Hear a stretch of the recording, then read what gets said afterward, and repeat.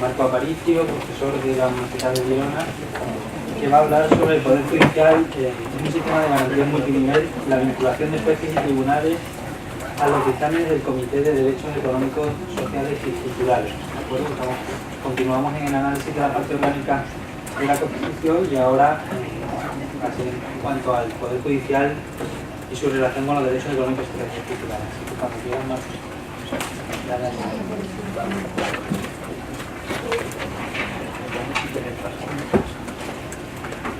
Me damos un buen día a todos, muy buenos días. El meu agraïment al Departament, a la Universitat de València, per la invitació i per la constància en la celebració d'aquest congrés.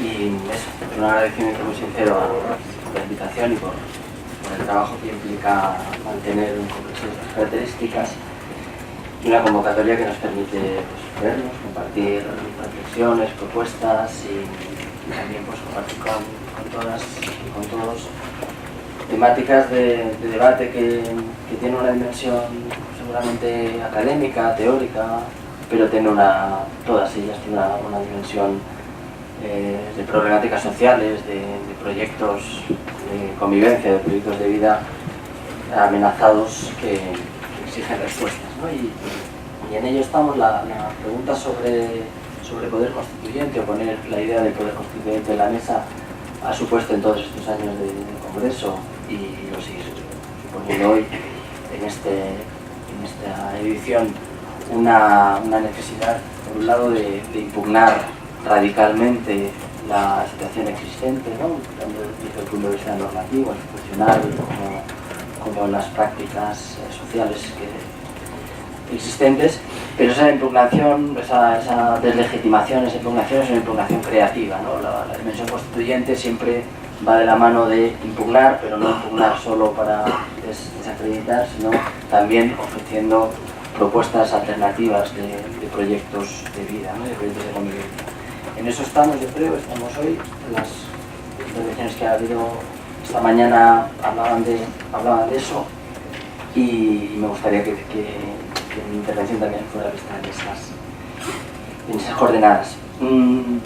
Lo que sucede es que, por primera vez, yo creo, en las veces que he intervenido en este congreso, he tenido la necesidad esta vez de, aunque parta de una reflexión, de impugnación y de un diagnóstico crítico, profundamente crítico con la estructura jurídica institucional existente en nuestro contexto, también, digo, por primera vez sentí la necesidad de poner en valor o reivindicar elementos que existen. Es decir, que muchas veces la impugnación y la crítica ante la contundencia de los datos que tenemos, ¿no? De desigualdad, de crecimiento de las dinámicas de desposesión, de despojo de recursos y de posibilidades efectivas de participación,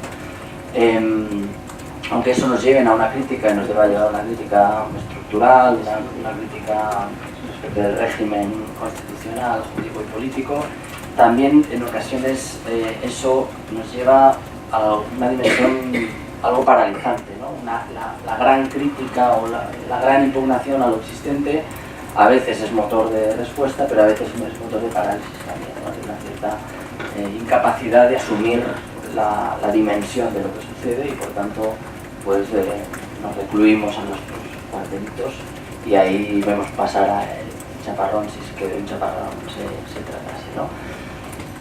Con eso me estoy refiriendo a que, en realidad, en la estructura jurídico-política y también social hay elementos valiosos que también trata de ponerlos encima de la mesa, de reivindicar su importancia, de ver también que en el marco de la tensión en cómo interpretar los marcos jurídicos vigentes hay proyectos claramente en oposición, y que si nos planteamos un programa de reformas o un programa constituyente, creo que también habría que poner encima de la mesa qué elementos de lo que tenemos ahora son válidos y de lo que se trata realmente es de asumirlos como tales, de fortalecerlos y de crear, si se quiere, un consenso, ¿no? O un sentido común en esa dirección.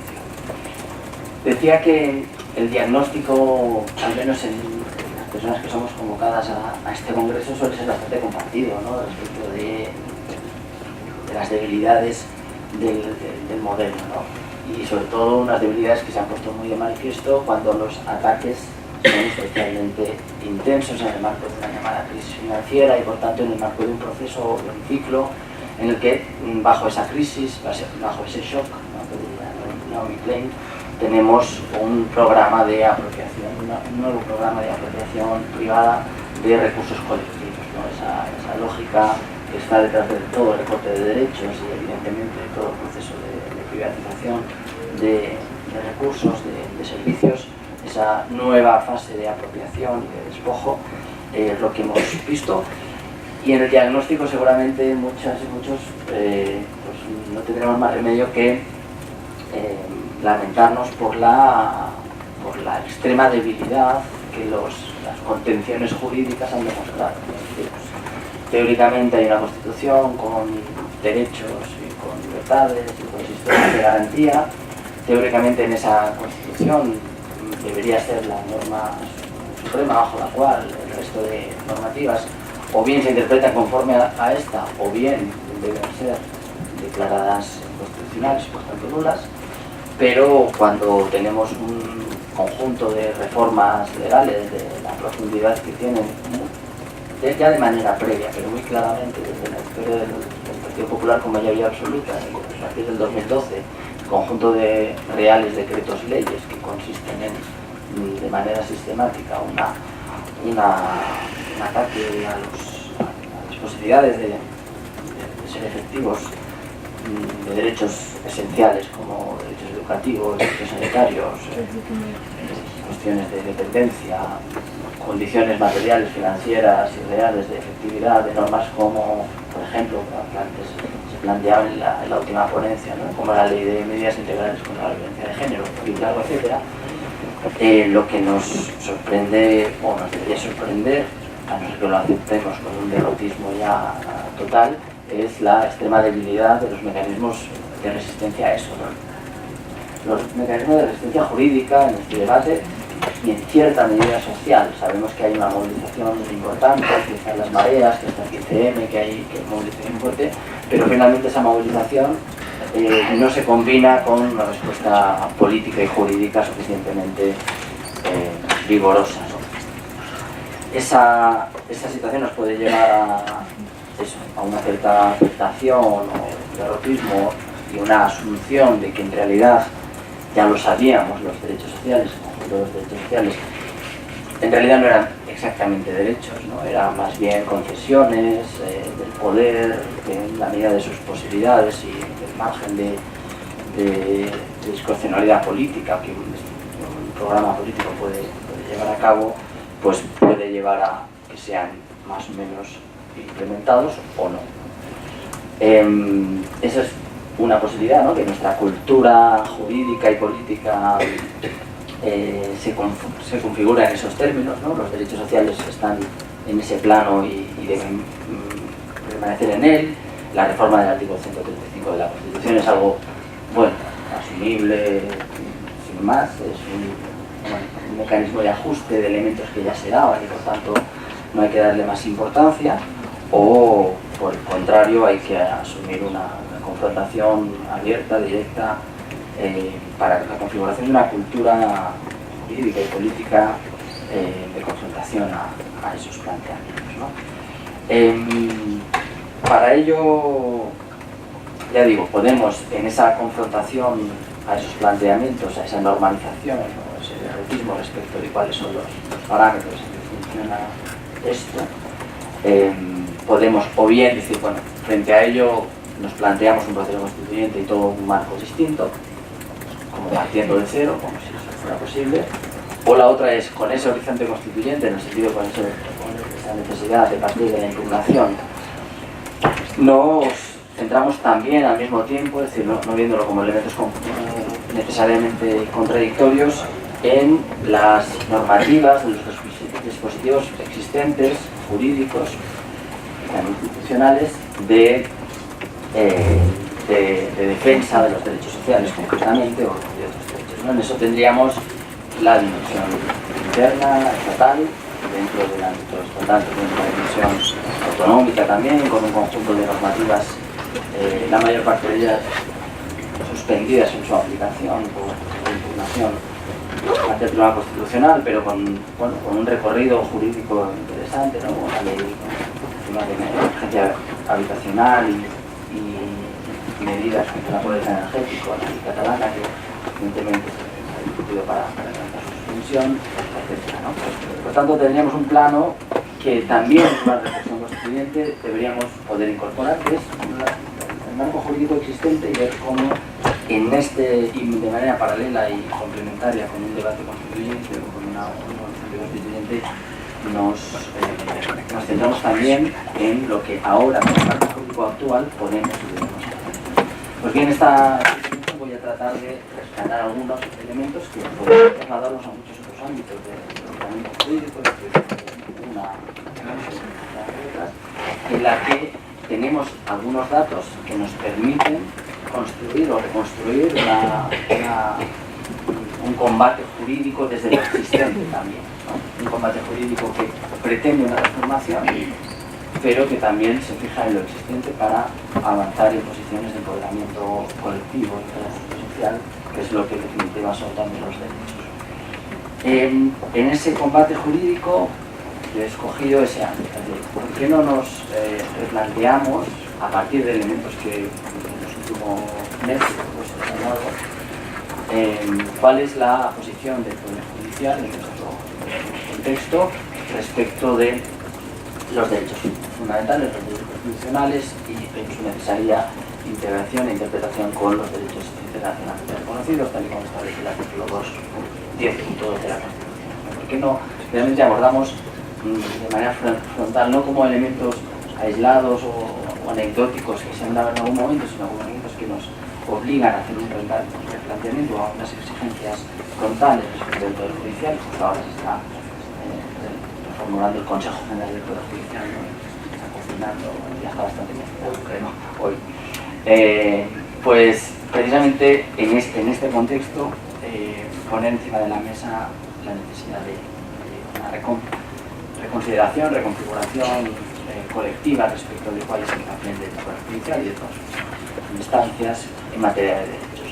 Y para ello, yo creo que es especialmente interesante dos datos, y a través de los cuales, los datos de las realidades, a través de los cuales esa propuesta de reconfiguración, de la configuración del Poder Judicial en el marco de una posición que tiene distintos niveles y que debe ser establecida de manera coherente. Esos dos datos, bueno, hay varios, pero quizás los dos momentos jurídicos más interesantes en los últimos tiempos son, por un lado, el dictamen que se produjo por parte del comité que deriva del Convenio Internacional para la Eliminación de la Discriminación por razón de género y la discriminación de la mujer, la CEDAW, siglas inglesas.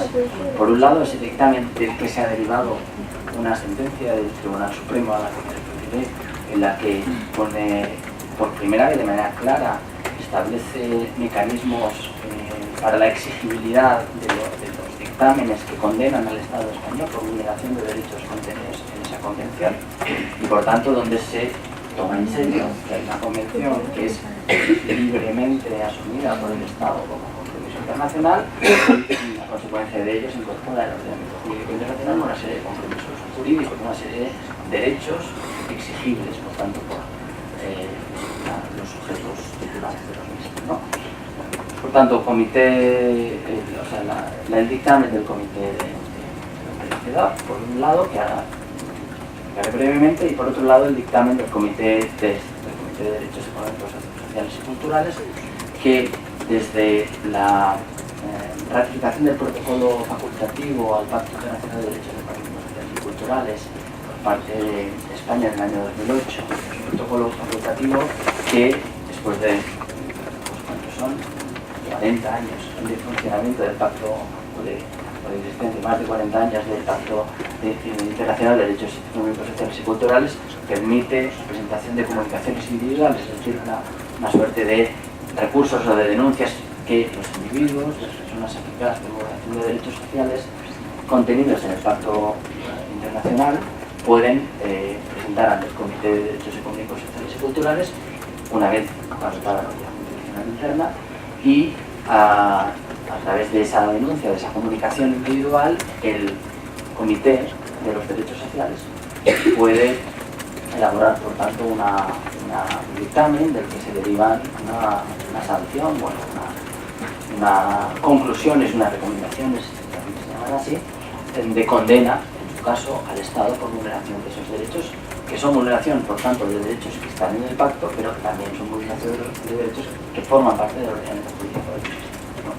Pues bien, desde esa firma de ratificación del 2008, finalmente el protocolo facultativo que permite poner en marcha esas denuncias individuales entra en vigor en el 2013, si no recuerdo mal.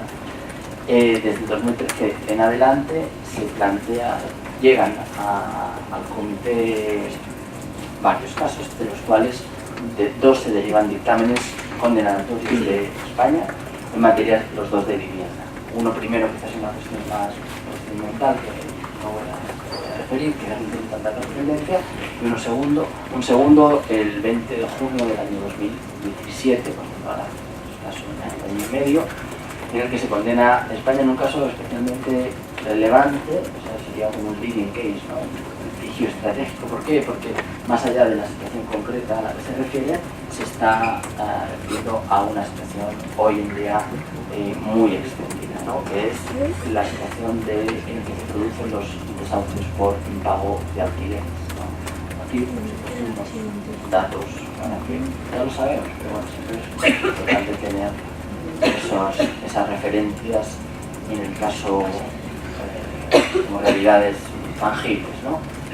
El cuadro de arriba se refiere a ejecuciones hipotecarias, que como sabemos la crisis hipotecaria a partir del 2008 fundamentalmente es lo que pone en marcha el encadenado, ¿no? De procesos de empobrecimiento de una parte amplísima de la población española y por tanto de desprotección, de desarme ciudadano. Aún así vemos que hay lógicamente una reducción, ¿no? Lógicamente porque cuanto más desalojes por el pago hipotecario, menos te quedan por desalojar, ¿no? Es un número bastante sencillo de entender. No, esto es, por eso digo, estos son vale, bueno, ahora os explico. Una cosa es la ejecución hipotecaria y por tanto, por caso de pago hipotecario, que digo que se reduce desde 2008 a 2016, 10.000 casos, y luego el otro es el de desahucios por impago de alquiler, ¿no? Que es lo que viene a constituir la crisis hipotecaria, cuando la gente ya no puede acceder a la vivienda mediante la compra en el mercado, mediante el endeudamiento hipotecario, pues pasa de manera aún más precaria a depender de los recursos mensuales que les pueda permitir un pago de alquiler, al que, como sabéis, se dispara precisamente por ello, ¿no? Y aquí sí vemos claramente el aumento estratosférico, ¿no? de desahucios de 27.251 en 2008 a 63.000 como cifra cerrada. Esta no está actualizada todavía, pero bueno, en 2017 estaría también un poco en esos días, ¿no? Aquí se incluyen los del caso de Madrid porque el dictamen este que os comento del Comité de ES, que es un dictamen que se refiere a un caso que se produjo. Bueno, vale,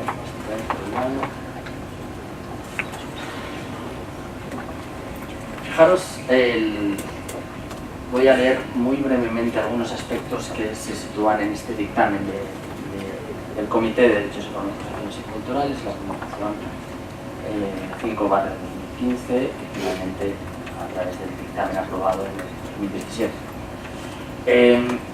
Fijaros a grandes rasgos en la casuística para que veáis lo que se plantea y cómo contrasta este dictamen del Comité respecto de un consenso generalizado en la judicatura española y también en la doctrina, incluso el consenso social respecto de dónde se sitúa el derecho a la vivienda. ¿De acuerdo? tengo un caso, un hombre que vive desde el año 98 en un piso, una habitación alquilada. Esa habitación pasa a ser compartida por su mujer cuando se casan en 2009, 11 años después. Tienen dos hijos. Esta persona, la que inicialmente alquila la casa, con su mujer, desde el año 99 hasta 2011 presenta hasta 13 solicitudes de vivienda social por carencia de recursos suficientes para poder mantener su vivienda. 13 solicitudes ante el Instituto de Vivienda de Madrid, todos ellos rechazadas. Junio de 2012, ya con dos hijos, uno de 1 año y otro de 3 años, no pueden pagar el alquiler de la habitación y la persona titular de la vivienda concluye, después de la conclusión del último contrato por expiración del plazo contractual, pues combina que dejen la habitación y el piso, y en ese momento, sin ningún tipo de recursos ni alternativa habitacional, la familia que ya presente en esa habitación se niegan a abandonar la habitación por no tener otra propuesta o posibilidad. Posteriormente, meses después, la arrendadora presentó una demanda de juicio verbal por desahucio por el pago en este caso por expiración de plazo del contrato de alquiler. Fijaros esta primera respuesta. Los afectados solicitan asistencia gratuita, ¿de acuerdo?, ante ese juicio verbal. La Comisión de Asistencia Jurídica Gratuita del Colegio de Abogados denega la asistencia jurídica por considerar insostenible la pretensión de la otra. No hay base para la pretensión jurídica y por tanto ya no tenemos ni la posibilidad de que tengas una asistencia jurídica. Allí es donde está ese consenso tan labrado, tan asentado respecto de dónde están los derechos sociales, los derechos, en este caso, a una vivienda en nuestro sistema, ¿no? Y ahí, muy rápidamente, todo el procedimiento judicial que ya más o menos podemos esperar. El juzgado declara que el contrato de venta ha concluido, artículos 440 de la Ley de Enjuiciamiento Civil. En junio del 2013, meses después, el autor sigue reiterando una solicitud de vivienda social en el título madrileño, sin respuesta. Se formulan las convenientes oposiciones procesales a la ejecución de la decisión del juzgado del orden de desahucio. El juzgado no admite a trámite esa oposición porque no hay ninguna de las razones establecidas en la ley que permitan esa oposición o suspender la ejecución. Una vez concluida la vía judicial previa, se interpone el recurso de amparo con petición de medidas cautelares. La admisión del recurso de amparo, la decisión sobre la admisión llegará después del desahucio, y en esa decisión hay una inadmisión a trámite. Por tanto, no hay ni amparo, ni post, ni previo, ni post, ni ningún tipo de medida cautelar. También en este caso hay una petición de medidas provisionales al Tribunal de Estrasburgo, que también en este caso, aunque en otros casos no ha sido así, pero en este caso rechaza su imposición. Y finalmente, el 3 de octubre de 2013, los autores, la pareja y sus hijos, son desalojados con auxilio de la policía municipal. Ese mismo día, SAMUR les ofrece una vivienda durante 10 días, tras los cuales los invitan a abandonarlo, y tras lo cual duermen 4 días en el automóvil familiar, y después de estos 4 días, 4 miembros de la familia viviendo en el automóvil son acogidos por un familiar, si no recuerdo mal. Como veis, el 19 de febrero de 2004 el Tribunal Constitucional acuerda no admitir el recurso de amparo, y por tanto era manifiesta la inexistencia de violación de un derecho fundamental amparo. Ese es el panorama que llega a este dictamen. Me parecía interesante relatarlo con sus propias palabras para ver cuál es el contexto jurídico en el que nos encontramos ante una situación como esta, que ya digo, es de Cristo, porque no es una situación absolutamente extraordinarias, sino común. Muy rápidamente planteo cuál es la respuesta de todo este punto, las argumentaciones que son recogidas en el dictamen. Fijaros como recomendaciones en relación con los autores del caso y del Estado, concretamente. El Estado parte tiene la obligación de proporcionar a los autores una reparación efectiva, en particular, en caso de que los autores no cuenten con la vivienda adecuada, evaluar la situación actual de los mismos y consulta genuina y efectiva con los autores, otorgarles vivienda pública u otra medida que les permita vivir en una vivienda adecuada, tomando en cuenta los criterios establecidos en este libro. Otorgar, además, el Estado está obligado a otorgar una compensación económica por las violaciones sufridas y, en tercer lugar, reembolsar a los autores los costes legales razonablemente cubiertos. Fijaros, el Comité de Naciones Unidas en materia de derechos sociales, cómo se contrasta con esa primera denegación de la justicia gratuita por no existir causa y luego, evidentemente, con todo el entramado judicial posterior y jurisdiccional, incluido el Tribunal Constitucional. Junto con ellos, junto con la resolución del caso y el establecimiento de responsabilidades específicas, establece lo que se llama en perspectiva internacional las garantías de no repetición, ¿no? Más allá de resolver esta situación y de determinar responsabilidades, garantías de no repetición tanto para el caso concreto como sobre todo en términos generales, ¿no? Y lleva a la obligación del Estado de adoptar medidas legislativas y administrativas para garantizar que todo proceso judicial de desalojo de inquilinos se pueda existir un espacio, un momento procesal para oponerse o presentar un recurso para que se considere concretamente por el juez las consecuencias del desalojo. Ese momento de cuáles son las consecuencias del desalojo, más allá de enjuiciar si existe o no una razón del propietario de la posesión, sin más, otra consideración, es una obligación que se impone al Estado. Adoptar medidas necesarias para superar los problemas de falta de coordinación entre funciones de servicios sociales y judiciales y asegurar que los desalojos que afectan a personas sin recursos no puedan procurarse sin la existencia de una vivienda alternativa. Ese es el dictamen de junio de 2017, parte del comité. ¿Qué nos sitúa ante ello? Ya con eso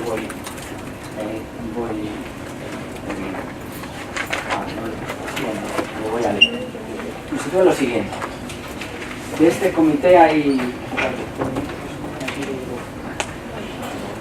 de este dictamen del comité que establece, fijaros, que aunque no se plantee en términos doctrinales la discusión siempre ¿es esto o no una decisión jurisdiccional con efectos directamente exigibles en el ordenamiento de los estados? Pues bien, la perspectiva dominante es que es absolutamente binaria.